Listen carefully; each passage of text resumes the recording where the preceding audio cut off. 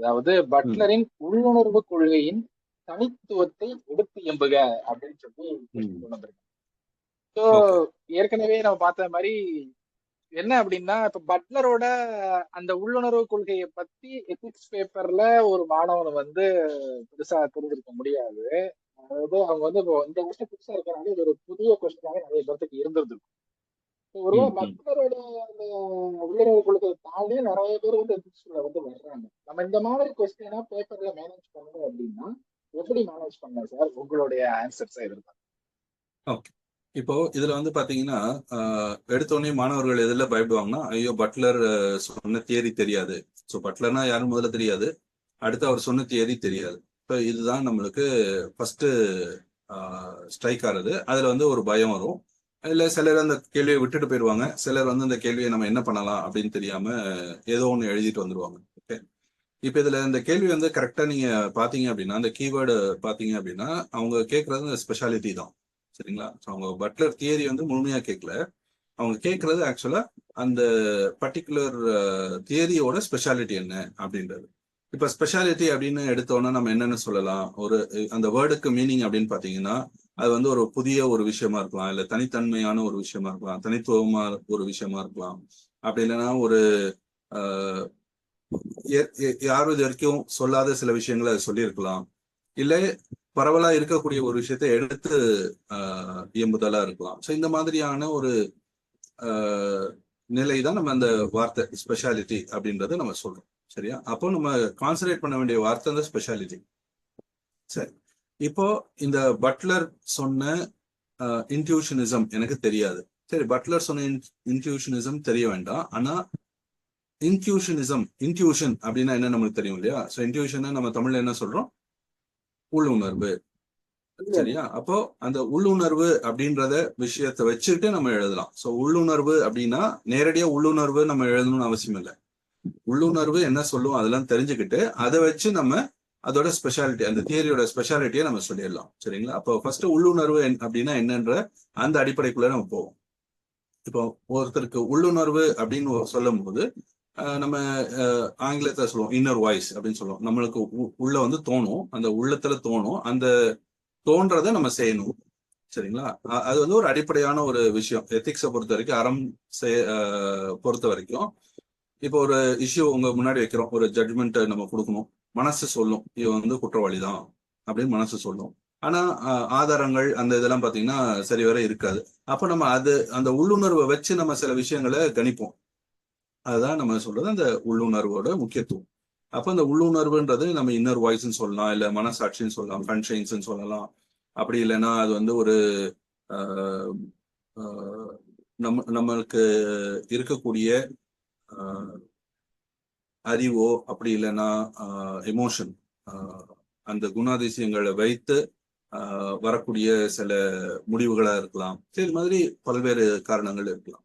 சரிங்களா? அதாவது அந்த இன்ட்யூஷன், அந்த உள்ளுணர்வு வர்றதுக்கு. அப்ப இதோட ஸ்பெஷாலிட்டி என்ன? உள்ளுணர்வு அப்படின்றது இந்த உள்ளுணர்வோட ஸ்பெஷாலிட்டியை தான் அவர் பேசியிருப்பாரு. அந்த தியரியோட ஸ்பெஷாலிட்டி என்ன? அந்த உள்ளுணர்வை பத்தி பேசுறது. சரிங்களா? அப்ப அந்த உள்ளுணர்வை பத்தி பேசுற அந்த பட்லர் சொன்ன தியரியோட ஸ்பெஷாலிட்டி என்ன அப்படின்னு இப்ப நீங்க விரிவாக்குனீங்க அப்படின்னா ஆட்டோமேட்டிக்கா உங்களுக்கு அதுக்கான விடை வந்து வர ஆரம்பிக்கும். அப்போ நம்ம எப்படி பாக்குறோம்? ஃபர்ஸ்ட் உள்ளுணர்வுனா என்னன்னு நம்ம புரிஞ்சுக்கிட்டோம். இப்போ அதுக்கு அடுத்த ஸ்டேஜ் போறோம். இதோட ஸ்பெஷாலிட்டி என்னவா இருக்கும்? அப்ப அதை வந்து அவர் எடுத்து இம்புதல். அப்ப அவர் எப்படி எடுத்து சொல்லும் போது எப்படிலாம் ஸ்பெஷலா இருக்குன்னு சொல்லலாம். அப்ப அவர் எப்படி எடுத்து சொல்லியிருக்கலாம்? உள்ளுணர்வு வந்து ரொம்ப முக்கியமானது. ஏன் அப்படின்னா அது தனிநபரோட இன்னர் வாய்ஸ். அப்போ அவங்களோட மனசாட்சியை சார்ந்து இருக்கு. அப்போ அவர் என்ன சொல்லியிருப்பாருன்னா இது வந்து மனசாட்சி சார்ந்து இருக்கிறதுனால இது வந்து முக்கியத்துவம் பெறுது அப்படின்னு சொல்லியிருக்கலாம். ரெண்டு, ஒவ்வொருத்தரோட வளர்ப்பு முறை, அவங்களோட மாரல் வேல்யூஸ், அவங்களோட சோஷியல் வேல்யூஸ், அவங்களோட கல்ச்சுரல் வேல்யூஸை பொறுத்து தான் அவங்களோட மனசாட்சியோ உள்ளுணர்வோ இருக்க போகுது. அப்போ எது சரி எது தவறு அப்படின்றது தனிநபர் சார்ந்தது அப்படின்றத அவர் சொல்லியிருப்பாரு. அப்போ இது வந்து ஒரு ஸ்பெஷலிசம் இருந்திருக்கும். அதான் இண்டிவிஜுவல் பேஸஸ் சொல்றது. இன்னொன்னு, உள்ளுணர்வு வந்து சில நேரம் சொல்லும் போது அதை எதிர்த்து நீங்க செஞ்சீங்க அப்படின்னா உங்களுக்கு ஒரு குற்ற உணர்ச்சி வரும் இல்லைங்களா? இப்போ பிலிம்ஸ்ல எல்லாம் வரும்போது உள்ளுணர்வு சொல்லும் ஆன்சர் வந்து பி அப்படின்னு, ஆனா நம்ம ஏ போடுவோம், அது தப்பா இருக்கும். அப்ப நம்ம என்ன சொல்லுவோம்னா ஐயோ மனசுல சொல்லுச்சு ஆனா நானா கேட்கல அப்படின்னு ஒரு குற்ற உணர்வு வருது இல்லையா? அப்போ அந்த அவரு அந்த தியரியை வடிவமைக்கும் போது என்ன சொல்லியிருப்பாரு, இது வந்து ஒரு குற்றுணர்வு ஏற்படுத்தக்கூடியது, இல்ல ஒரு சாட்டிஸ்பாக்சன். நான் மனசு சொல்லிச்சு சார், பி போட்டேன், ஆனா அது கரெக்ட் ஆயிடுச்சு, ஒரு சந்தோஷம், ஒரு சாட்டிஸ்பாக்சன் அது வந்து கிடைக்கும். ஸோ இதை வந்து அவரு எடுத்து கொடுத்திருப்பாரு, அல்ல எடுத்து காட்டியிருப்பாரு. அது வந்து ஒரு ஸ்பெஷாலிட்டி. இன்னொன்னு, இந்த கான்ஷியன்ஸ் வந்து பாத்தீங்க, அதுல இந்த உள்ளுணர்வு அப்படின்றது ஒரு யூனிவர்சல் ஸ்டாண்டர்டா இருக்க முடியாது இல்லையா? ஏன்னா உங்களுக்கு வேற உள்ளுணர்வு இருக்கலாம், எனக்கு வந்து வேற மாதிரி ஒரு உள்ளுணர்வு இருக்கலாம். அப்போ அது வந்து ஒரு தனிநபர் சார்ந்ததுனால அது பொதுத்தன்மை இல்லாம இருக்கும். அந்த அவரோட கருத்தும் அதாவது அந்த தியரியும் பாத்தீங்கன்னா அதே மாதிரி தானே இருக்க முடியும். ஏன்னா அவரும் பொதுத்தன்மையோட சொல்லியிருக்க மாட்டார். ஏன்னா இன்டிவிஷனிசம் பத்தி பேசும்போது அவர் வந்து கண்டிப்பா பொதுத்தன்மையோட பேசுறதுக்கான வாய்ப்பு இருந்திருக்காது. அது வந்து ஒரு ஸ்பெஷாலிட்டி. அதுக்கப்புறம் பாத்தீங்கன்னா இன்டிவிஷனிசமே அவர் பேசும்போது இது சொல்லியிருக்கலாம். ஏன்னா இதுக்கு லிமிடேஷன்ஸ் இருந்திருக்கும் இல்லையா? அப்ப அவரும் அந்த லிமிடேஷனை பத்தி நிறைய பேசியிருக்கலாம். லிமிடேஷன் எப்படி வரும்? இந்த உள்ளுணர்வு இல்ல மனசாட்சியை பக்குவப்படுத்துறதுக்கான சில விஷயங்கள் நடந்திருக்கும். அது வந்து ஃபேமிலியா இருக்கலாம், ஃபேமிலியில சொல்லி கொடுக்குற வேல்யூஸா இருக்கலாம், அப்படின்னா சொசைட்டில இருக்கக்கூடிய வேல்யூஸா இருக்கலாம், மாரல் வேல்யூஸா இருக்கலாம். இது மாதிரி நிறைய விஷயங்கள் இருக்கு. கல்ச்சுரல் இன்ஃபுளுன்ஸா இருக்கலாம், பியர் ஃப்ரெண்ட்ஸ் அண்ட் அதர் சர்க்கிள்ஸா இருக்கலாம். அப்ப இது எல்லாமே அதை இன்ஃபுளுன்ஸ் பண்ணும் அப்படின்னு அவர் சொல்லியிருப்பாரு. அப்ப இதெல்லாம் அங்க இன்ஃபுளுன்ஸ் பண்ணும்னு சொல்லும் போது அந்த தியரி வந்து அதோட லிமிடேஷனையும் சேர்த்துதான் சொல்லும். சரிங்களா? அப்ப அந்த தியரி லிமிடேஷனையும் சேர்த்து சொல்லும். ஆனா அந்த லிமிடேஷனை எப்படி கடந்து போறது, அதை எப்படி ஆய்வுக்குட்படுத்தப்படுறது அப்படின்ற ஆஸ்பெக்ட்லயும் அவர் பேசியிருப்பாங்க. ஏன்னா தியரி அப்படின்னு டெவலப் பண்ணும்போது ஒரு விஷயம் என்ன, அது எப்படி பயன்படுத்த முடியும், அது என்ன விதமான சிக்கல்களை உருவாக்கும் அப்படின்ற எல்லா விஷயத்தையும் சேர்த்துதான் அவங்க சொல்லுவாங்க ஒரு தியரியில. ஸோ அப்போ அதோட லிமிடேஷன்ஸ் அதுவும் நம்மளுக்கு தெரிய வரும். அப்போ இது எல்லாத்தையும் நீங்க எழுதும் போது அந்த ஸ்பெஷாலிட்டி பத்தி நம்ம ஒரு ஒரு அட்லீஸ்ட் ஒரு முழுமையான ஒரு பார்வையை கொடுக்க முடியும். அந்த தியரி முழுமையா நம்மளுக்கு தெரியலனாலும் நம்ம இன்ட்யூஷன் அப்படின்ற அந்த ஒரு மாடலை வச்சுக்கிட்டு நம்மளால ஓரளவுக்கு ஒரு ஜட்ஜ்மெண்டா கொடுத்துருக்க முடியும் இந்த கொஸ்டினை பொறுத்த வரைக்கும். அதான் பயப்படாம நம்ம அந்த கீவேர்ட்ஸ் ஹேண்டில் பண்ணி என்ன இருக்கும் அப்படின்னு யூகிச்சு அதுக்கேத்தாப்புல ஆன்சர் எழுதி இருந்தாலும் ஒரு கொஸ்டின் இருக்குது. யூகிக்கிற அடிப்படையில் மேனேஜ்மெண்ட்ல வந்து ஒரு ஸ்ட்ரக்சர் உருவாக்கும். ஒரு ஸ்ட்ரக்சர் நமக்கு தெரிஞ்ச அளவுல இருந்து எப்படி தொடரணும், எப்படி அவங்களோட பண்றது, ஒரு சின்ன ஸ்ட்ரக்சர் வைஸ் சொன்னீங்கன்னா. ஸோ ஸ்ட்ரக்சர் வைஸ் அப்படின்னு பாத்தீங்கன்னா ஃபர்ஸ்ட் இன்ட்யூஷன் அப்படின்னா என்ன, ஸோ அது வந்து ஃபர்ஸ்ட் சொல்லிடலாம். ஸோ இன்ட்யூஷனிசம் அப்படின்னா என்ன, அதுக்கப்புறம் அதுல ஸ்பெஷாலிட்டி இருக்கு. அப்ப இந்த இன்ட்யூஷன் வந்து ரொம்ப முக்கியமானது. ஏன் முக்கியமானது அப்படின்னா சில பாயிண்ட்ஸ் எழுதலாம். Okay, advantages of merits of இது வந்து கொஞ்சம் ஒரு 2-3 பாயிண்ட் எழுதிட்டு அதுக்கப்புறம் நீங்க வந்து ஸ்பெஷாலிட்டிக்கு வரலாம். அவரோட தியரியோட ஸ்பெஷாலிட்டி என்னன்னா, இவ்வளவு முக்கியத்துவமா இருக்க இந்த இன்ட்யூஷன்ல அவரோட தியரியோட முக்கியத்துவம் என்ன அப்படின்னா அப்படின்னு சொல்லிட்டு கீழே நீங்க 1-2 3 நம்ம சொன்ன பாயிண்ட்ஸ் எல்லாத்தையும் கொண்டு வரலாம். அப்படி கொண்டு வரும்போது உங்களுக்கு முழுமையா ஒரு அடைப்புக்குள்ள அது வந்துடும். ஸோ அந்த ஆன்சர் என்ன கேட்குறாங்களோ அதுக்கான முழு இது உங்களால கொடுக்க முடியும். நீங்க சொன்ன மாதிரி சார், எத்திக்ஸ்ங்கிற சப்ஜெக்ட் வந்து நம்ம வந்து கையில தொடாம நம்மளால எக்ஸாம் எழுத முடியாதுங்கிறது உண்மைதான். ஆனா நீங்க சொல்ல வர்றது வந்து அடிப்படை என்ன அப்படின்னா, நம்மளால படிச்சிருந்தா மேனேஜ் பண்ண முடியும் அப்படிங்கிறது தான். அப்படிதானே சார்? ஆமா. இப்போ பட்லர் இன்ஸ்டிடியூட் ஐ மீன் இன்ட்யூஷனிசம் அப்படின்றது பல பேர் படிச்சிருக்க மாட்டாங்க. சொல்ல போனா நம்மளுக்கு அந்த எக்ஸாம் டைம்ல தான் அந்த கேள்வியே அந்த அப்படி ஒரு நபர் இருக்காருன்னே நம்மளுக்கு தெரியும் சில நேரம். அப்ப நம்ம என்ன பண்றது? ஓகே, இப்ப படிச்சிருந்தோம் அப்படின்னா ஃபைன். இப்போ சில தியரிஸ்ட் வந்து பாத்தீங்கன்னா பாப்புலரா இருப்பாங்க, நம்ம நிறைய படிச்சிருவோம். நோலன் கமிட்டியோட ரிப்போர்ட் என்ன அப்படின்னு கேட்கலாம், அது வந்து எல்லாமே படிச்சிருப்பாங்க. ஆனா இப்ப திடீர்னு இந்த மாதிரி ஒரு விஷயம் கொடுக்குறாங்க அப்படின்னு வரும்போது நம்ம எப்படி மேனேஜ் பண்றது? அதுக்காக தான் பட்லர் தியரியில நேரா போகாம ஸோ இன்ட்யூஷன்னா என்ன, அதை இன்ட்யூஷன்னா என்னன்னு எழுதக்கூடாது, தட் இஸ் அதோட ஃபீச்சர்ஸ் எழுதக்கூடாது, அது ஆன்சர் கிடையாது. ஏன்னா தியரியோட ஸ்பெஷாலிட்டி தான் கேட்குறாங்க. அப்போ அந்த இன்ட்யூஷன்னா என்ன, அது என்னவா இருந்திருக்கும், அவர் எப்படி ப்ரெசென்ட் பண்ணியிருப்பாருன்னு ஒரு அடிப்படை ஒரு முகமை இருந்துச்சுன்னா அதுல நம்ம ஸ்பெஷாலிட்டியா எழுதலாம். எந்த தியரிக்கு ஒரு ஸ்பெஷாலிட்டி இருக்கும் இல்லையா? ஸோ ஸ்பெஷாலிட்டின்றது என்ன, புது டைரக்ஷன் கொடுக்குறது. அதுதான் அந்த பேசிஸ்ல நம்ம எந்த தியரி வேணாலும் நம்ம பார்க்கலாம்.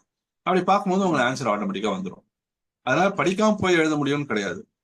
ஆனா ஒரு கிரைசிஸ் மேனேஜ்மெண்ட் தான். ஒரு கிரைசிஸ் மேனேஜ்மெண்ட் வரும்போது என்ன பண்ணணும், அதுதான் இந்த ஸ்கில்ஸ் ஆர் இது வந்து ஹெல்ப் பண்ணும். Okay sir. நீண்ட நாளா எத்திக்ஸ் பேப்பரை நீங்க வந்து யூபிஎஸ்சி ஹேண்டில் பண்ணிட்டு இருக்கனால உங்கள்ட்ட ஒரு கொஸ்டின்.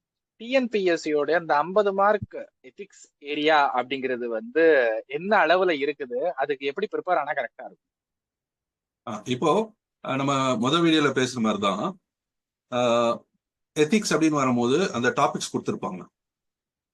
ஒவ்வொரு டாபிக்கான அடிப்படை கூறுகள் என்ன அப்படின்னு புரிஞ்சுக்கணும். அப்போ ஜென்ரலா எப்படி இருக்கும், ஒரு எத்திக்ஸ் அப்படின்னா அதுக்கான அடிப்படை பிரின்சிபல்ஸ் கேட்பாங்க. ஸோ வாட் இஸ் எத்திக்ஸ், எத்திக்ஸ்ல என்னென்ன பிரின்சிபல்ஸ் இருக்கு, என்னென்ன பேசிக் டிட்டர்மினன்ஸ் இருக்கு, தியரிஸ் இருக்கு கேட்கலாம். இந்த தியரிஸ்ல என்னென்ன வேல்யூ சிஸ்டம்ஸ் இருக்கு கேட்கலாம். ஸோ வேல்யூஸ் லிஸ்ட் இருக்கு, ஹியூமன் வேல்யூஸ் இருக்கு, யூனிவர்சல் வேல்யூஸ் இருக்கு, பேசிக் எத்திக்கல் வேல்யூஸ் இருக்கு. அப்ப இந்த வேல்யூஸ் வந்து எது மூலமாலாம் வரலாம் உங்களுக்கு? ஸோ ஃபேமிலி மூலமா வரலாம், எஜுகேஷன் இன்ஸ்டிடியூஷன் மூலமா வரலாம், சொசைட்டி மூலமா வரலாம், இது மாதிரி நிறைய விஷயங்கள் மூலமா வரலாம்.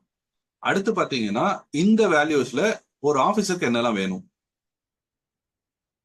ஒரு சிவில் சர்வெண்டா இருக்கிறாங்கன்னா என்ன மாதிரியான எத்திக்கல் வேல்யூ இருக்கணும், ஏன் இருக்கணும், எதுக்காக இருக்கணும், அந்த மாதிரி கேட்பாங்க. ஒரு கவர்மெண்ட்ல எத்திக்கல் இன்ஸ்டிடியூஷனா இருக்கணும்னா கவர்மெண்டோட எத்திக்ஸ் என்னெல்லாம் வரும், அதுல என்னென்னலாம் அவங்க ஸ்டெப்ஸ் எடுக்கணும், இதுல சிக்கல்கள் வரும். ஒரு எத்திக்கல் இஷ்யூ வரும்போது நான் முடிவு எடுக்கணும், அப்ப டைலமா வரும். அந்த டைலமாஸ் எப்படி ஹேண்டில் பண்றது? So what are the different types of dilemmas, ஒவ்வொரு நிலையில என்னென்ன டைலமா வரும், அந்த டைலமா என்னென்ன டைலமாஸ் இருக்கலாம், ஒரு தனிநபருக்கு என்ன இருக்கலாம், ஒரு தனிநபரா நான் எனக்கு என்ன குழப்பங்கள் இருக்கலாம், அறம் சார்ந்த குழப்பம் என்ன, ஒரு அரசு அதிகாரியா எனக்கு என்னெல்லாம் குழப்பம் இருக்கும், ஒரு சொசைட்டில இருக்கக்கூடிய அங்கத்தினரா என்னென்ன குழப்பம்லாம் வரும், இப்படிதானே கேட்க முடியும். அப்ப இதுக்கான அடிப்படையை நம்ம புரிஞ்சுக்கிட்டோம் அப்படின்னா எந்த கேள்வி வரும்போதும் நம்மளுக்கு ஆன்சர் பண்ண முடியும். இதுல நீங்க ஃபேக்சுவலா தெரிஞ்சுக்கிறத விட அதை அடிப்படையை புரிஞ்சுக்கணும். ஸோ ஒரு தனிநபர் எப்படி இருக்க முடியும், ஒரு அதே நபர் ஒரு ஆபீசரா இருக்கும்போது எப்படி அதை பார்க்கணும்.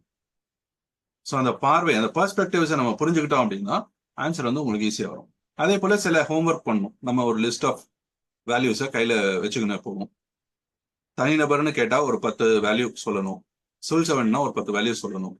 ஸோ அது ரெடிமேடா இருந்ததுன்னா ஈஸியா இருக்கும், ஏன்னா அவங்களே கொடுப்பாங்க. ஸோ அக்கார்டிங் டு யூ ஒரு டாப் 10 வேல்யூஸ் வந்து ஒரு ஆஃபீஸருக்கு என்னெல்லாம் இருக்கணும்னு கேட்டாங்கன்னு வச்சுக்கோங்க, டக்குன்னு எழுதிடலாம். குழப்பங்கள் ஒரு ஆஃபீஸருக்கு எந்த இடத்துல எல்லாம் வரும், இப்போ டிரான்ஸ்பரன்சி வர்சஸ் சீக்ரெசி, அது வந்து ஒரு குழப்பம் ஒரு ஆஃபீஸருக்கு வரும். எவ்வளவு தூரம் டிரான்ஸ்பரண்டா இருக்கணும், எவ்வளவு தூரம் சீக்ரெட்டா மெயின்டைன் பண்ணணும். அப்ப இந்த மாதிரியான சில வேல்யூஸை நீங்க ஃபர்ஸ்டே ப்ரிப்பேர் பண்ணி வச்சுக்கிட்டீங்கன்னா எக்ஸாம் டைம்ல இந்த மாதிரி எழுதும்போது ஈஸியா இருக்கும். ஸோ நம்ம வந்து ப்ரிப்பரேஷன் முன்னக்கூட்டியே எத்திக்ஸுக்கு இந்த 50 மார்க் எடுக்கணும்னா கண்டிப்பா தேவைப்படும். ஆமா அதுக்கு ஆமா வந்து கிராஜுவல் ப்ரிப்பரேஷன் இருக்கணும். ஆமா. நம்ம ஒரு ஓவராலா ஒரு 1 மந்த்ல ப்ரிப்பரேஷன் படிச்சுட்டு போயிடலாம் அப்படின்னு அப்படி பண்ண முடியாது. ஒரு ஏன்னா எத்திக்ஸ் வந்து இது வரைக்கும் நம்ம எங்கேயுமே படிக்காத ஒரு சப்ஜெக்ட். இப்போ ஹிஸ்டரி, ஜியாகிரபி, பாலிட்டி, ஏதோ ஒரு வகையில நீங்க சிவிக்ஸ் படிப்பீங்க, வரலாறு படிப்பீங்க, ஜியாகிரபியை படிச்சிருக்கீங்க, எக்கானமி எங்கேயோ ஒரு வகையில ஏதோ ஒரு வகையில நீங்க படிச்சிருப்பீங்க. ஆனா எத்திக்ஸ் வந்து ஸ்கூல்ல அந்த அளவுக்கு நம்ம தனியா ஒரு சிலபஸ் வச்சு படிச்சது கிடையாது. மாரல் வேல்யூஸ் அங்கங்க கொடுப்பாங்க, மாரல் கிளாஸஸ் இருக்கும், அதுல ஒரு சில வேல்யூஸ் கொடுப்பாங்களே ஒழிய உங்களுக்கு இது மாதிரி ஒரு ஆர்கனைஸ்டா ஒரு சிலபஸ் வச்சு எடுத்தது கிடையாது. அதனால கொஞ்சம் கவனம் நம்மளுக்கு தேவைப்படும். இன்னொன்று ரியல் டைம்ல நம்ம எப்படி அதை பொருத்தி பார்க்கணும், அது ரொம்ப முக்கியம். இப்போ ஒண்ணும் இல்ல, 2 வாரத்துக்கு முன்னாடி ஒரு நியூஸ் வருது, யாசகம் பெறுறாங்க இல்லையா, பிச்சை எடுக்கிறாங்க. ஸோ இந்தோர்ன்ற ஒரு நகரத்துல பிச்சை எடுக்கிறவங்க கிட்ட நீங்க காசு கொடுத்தீங்கன்னா அது வந்து குற்றம், காசு கொடுக்க கூடாது. இப்ப இது வந்து ஒரு ethical issue.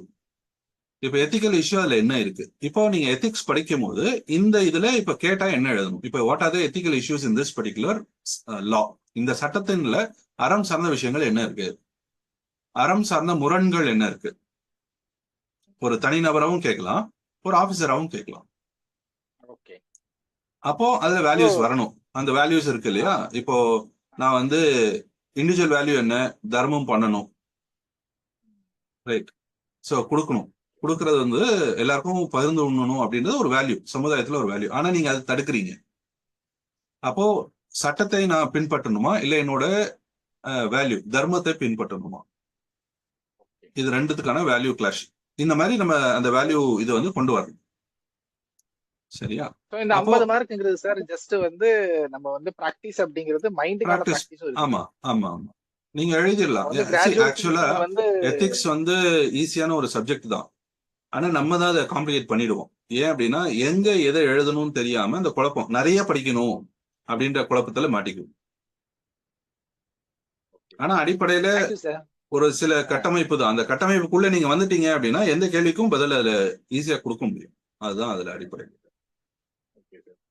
Thank you very much sir. நாங்க உங்கள்ட்ட தேங்க்யூ இருந்து வந்து தேங்க்யூ. இதை தொடர்ந்து என்ன எதிர்பார்க்கிறோம் அப்படின்னா, எத்திக்ஸ்க்கான அந்த தமிழ் மாணவர்களுக்கு வந்து தமிழ் வழியில வந்து பெரிய லெவல்ல இந்த வொக்காபுலரிஸ் வந்து போய் சேர்றதுல ரொம்ப பிரச்சனை இருக்கு. ஏன்னா எத்திக்ஸுக்கு யூபிஎஸ்சி ஸ்டாண்டர்ட்ல ஒரு சில புக்ஸ் வந்து சொல்றாங்க. டிஎன்பிஎஸ்சிக்கு வந்து 11th ஸ்டாண்டர்ட் புக்கை தாண்டி வேற புக்ஸ் இல்ல, ஹையர் ஸ்டாண்டர்ட் புக்கை தாண்டி வேற புக் இல்லைங்கிறது தான். ஸோ உங்களால முடிஞ்சா உங்களுடைய சேனல்லையே நீங்க வந்து சில க்ளாசரிஸை வந்து வெளியிட்டீங்கன்னா எங்களுக்கு ரொம்ப கண்டிப்பா ஹெல்ப்ஃபுல்லா இருக்கும். கண்டிப்பா கண்டிப்பா நம்ம வெளியிடுவோம். அதுல பிரச்சனை இல்லை. Okay sir. நன்றி. Thank you sir. Thank you very much.